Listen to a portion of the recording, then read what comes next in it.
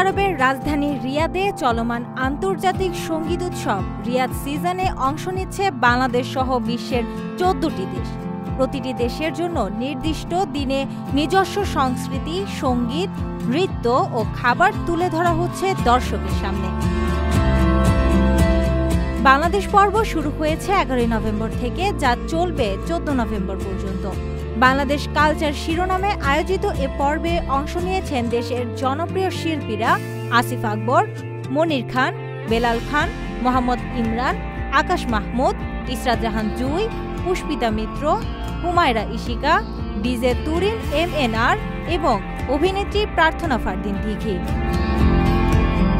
বৃহস্পতিবার মঞ্চ মাতাবেন মনির খান, বেলাল খান, ইমরান, হুমায়রা ইশিকা ও DJ Turin MNR। আর আগামীকাল বাংলাদেশের শেষ পর্বে চমক হিসেবে মঞ্চে থাকছেন সঙ্গীতাঙ্গনের জনপ্রিয় কণ্ঠশিল্পী আসিফ আকবর, যিনি সম্প্রতি যুক্তরাষ্ট্র সফর শেষে রিয়াদে নতুন করে মুগ্ধতা ছড়াতে যাচ্ছেন। তার সঙ্গে থাকবেন আকাশ মাহমুদ, পুষ্পিতা মিত্র, ইসরাত জাহান জুঁই ও ডিজে তুরিন MNR। বিশেষ পারফর্ম করবেন অভিনেত্রী দিঘি।